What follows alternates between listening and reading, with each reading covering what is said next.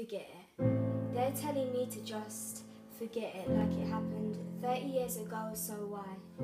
Why do these talks of so many Sikh deaths still persist? I mean, countless years have gone by, but the flashbacks never cause a tear to run dry because the wound was cut so deep that not even God can sleep.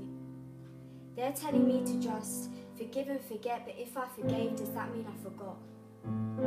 They're telling me to forget the day that the Azure 5 rivers ran with the crimson colour of blood, and that day another plague arose but greater than the one that Jesus composed. See, rules are not meant to be broken, but it feels like every rule that God made was outspoken, which even caused the dead to be woken, and the pledge to humanity only led to insanity. They're telling her to forget, even though she witnessed her mum being raped, she was next but somehow escaped. They're telling him to forget, even though he was on the verge of dying, beaten and bruised, but God refused and excused his child from his pain. They're telling that mum to forget, the pain she felt when she stood there helplessly crying, watching her 4 sons being burned alive with ties around the neck, all because of the turban they wore with pride.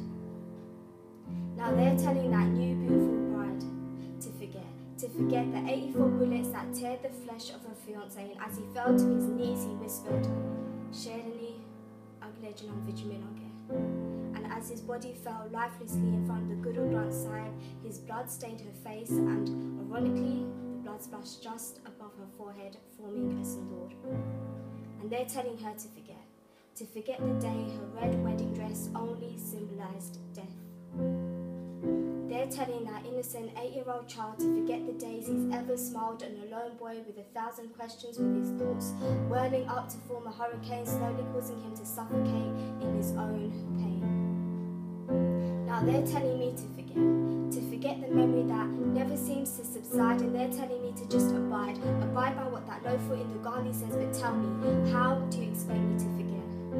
Forget that I stood there stone cold watching my best friend's house burn to ashes with her and her family inside. See, their screams still echo in my ears today. The picture of the burning house still keeps me up at night. So tell me, for God's sake, tell me, how do you expect me to forget that? You don't get it. I can't forget. I can't forget the day that war was brought to the doorstep of the Durbar Sahib. See, the holy ground became a battlefield. It wounded the hearts of all Sikhs, which can never be healed. They performed a genocide and portrayed it as an incident, but the red that discoloured the pure marble floor illustrated another story. I know that did not symbolise glory, because when those tears fell like grenades, anger just seemed to cascade upon our hearts as well as our minds. See, people were arrested without charge, reported missing, shot on sight. Innocent people lost their lives. They're trying to telling me that Bhindranwale was a terrorist, but wasn't what you did, an act of terrorism. Bhindranwale said, Indo and Congress labelled me as a terrorist. If getting Sikhs to take Amrit, stay away from drugs, alcohol, abstain from trimming hair and beards, defending the honour of our sisters, and spilling the blood of shaheeds is the work of a terrorist, then yes, I am a terrorist. 1984.